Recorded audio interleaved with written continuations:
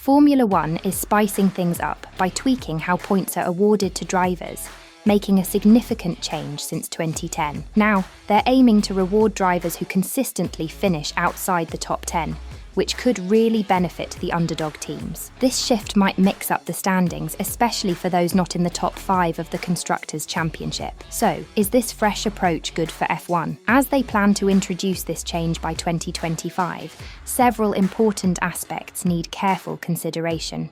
It's crucial that the new point system is fair and doesn't tilt the balance in favour of or against any specific teams or drivers. Moreover, F1 needs to ensure this adjustment enhances the competition without losing the sport's thrill. Finding the perfect balance between keeping the old charm and introducing new ideas is key to making this update successful. This evolution in point distribution not only reflects F1's adaptability, but also signals a deeper strategic shift in how the sport rewards skill and consistency across the grid. It'll be fascinating to see how teams and drivers adapt to this change and how it shapes the future of Formula One racing. In Formula One, constructor dominance is paramount, yet even backmarkers play a significant role. Take Williams, for instance, who climbed from P10 to P7 between 2022 and 2023, earning $30 million more in prize money. Now, in a slump, they may rely on a single race where one driver scores most of their season's points. F1 teams are aiming to shift their focus away from relying on a single race and instead concentrate on consistently finishing in lower points positions. They are working on a project that proposes changing the points distribution, awarding 2 points for P11 and 1 point for P12. Under this new structure, the 8th place driver would earn 5 points, 9th place would receive 4 points, and 10th place would get 3 points. This change is beneficial for teams outside the top 5 as it encourages competitiveness throughout the grid and could reshape the lower rankings permanently. Given the current state, we can easily identify the top 5 teams consistently finishing within the top 10 positions, barring unforeseen events like retirements or crashes. However, this predictability diminishes the competitive edge for teams vying for P6, as luck often dictates their success due to high-profile teams' mishaps. Nevertheless, achieving P11 and P12 requires consistent performance and continuous upgrades to remain competitive week after week. The key question to address is whether implementing this change would ultimately strengthen or weaken the sport.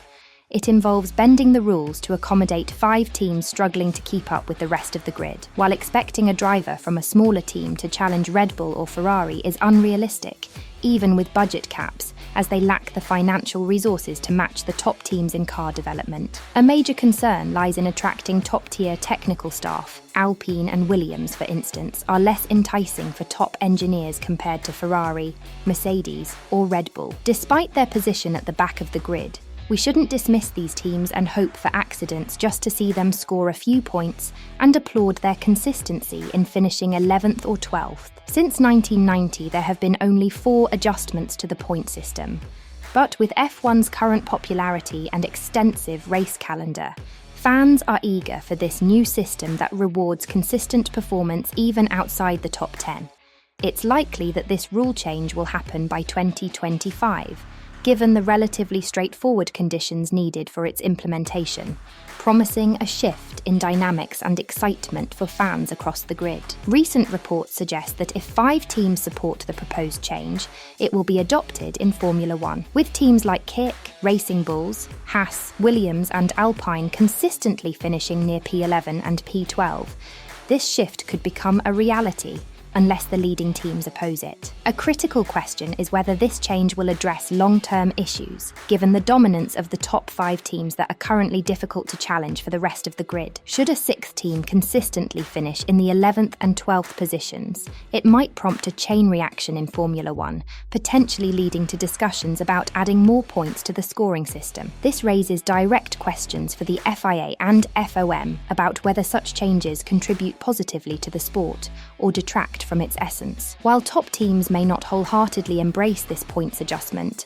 there are scenarios where even they could benefit. such as when a top driver faces setbacks like Piastri did during his qualifying session, which landed him in P8 on the grid. In such cases, the lower bracket positions would offer additional points, somewhat mitigating what would otherwise be a disastrous weekend. Ultimately, the emergence of a consistently placed sixth team in the lower rankings could catalyse broader discussions about the point structure in F1, prompting evaluations from governing bodies regarding the balance between fairness, excitement, and the sport's overall appeal. This is a double-edged sword as it rewards consistency, but also potentially weakens the sport by giving points to drivers who may not be pushing themselves to improve and attract bigger sponsors, thus limiting their budget and strategic spending. Fred Vasseur expressed openness to this change, acknowledging the frustrations of consistently finishing just outside the points. He highlighted the discrepancy where finishing P11 or P20 currently yields the same result, emphasizing the need for a system that acknowledges consistent effort even if it falls short of podium contention. Christian Horner categorized the grid into two groups, the top 5 teams consistently scoring points from P1 to P10, and the remaining teams from P6 to P10. He believes the battles within these groups are equally challenging. Introducing a new point system poses a significant challenge for the sport, questioning if it would enhance the racing experience. The consideration of adding an 11th team to the grid adds complexity, particularly regarding their competitiveness despite investments made. Lowering standards for backmarker teams may contradict F1's current standards and direction. According to Laurent Mekies, the team principal of Racing Bulls, initially seen as a top 5 contender, embracing the new point system is an obvious choice for the sport's evolution. He strongly supports this decision, emphasizing that there are no longer backmarker teams, with 6 OEMs alongside Red Bull Racing forming 7 top-tier teams. Mekies highlights the challenge of explaining to outsiders, partners and fans the significance of battling for P11, which currently yields 0 points. The argument for restructuring the point system in Formula One is compelling, especially considering the current level of competitiveness among the top 5 teams. The existing system often means that a significant portion of the race is effectively fought for 0 points, which doesn't seem fair or meritocratic. By extending points down to P12, the sport aims to address this imbalance and prevent situations where one exceptional performance drastically affects the overall standings, potentially overshadowing consistent performances from other teams throughout the season. This move promotes a more balanced and merit-based approach to scoring in F1. While some may view lowering the point system as unfair initially, it's essential to recognise that a single top 5 finish for a lower-ranked team could constitute a substantial portion of their total points for the season. This adjustment acknowledges the effort and potential of teams throughout the grid, encouraging competitiveness and rewarding consistent performances rather than just occasional standout results. It's about creating a system that values both excellence and consistency, ultimately enhancing the overall integrity and excitement of Formula One racing. It implies that teams outside the top rankings could essentially skip races, which is often used as an excuse for poor performance. However, the focus should be on enhancing what's already in their possession. Given this, significant alterations in the point system are anticipated soon. What are your thoughts on changing a system that's been constant since 2010? Share your opinions in the comments below.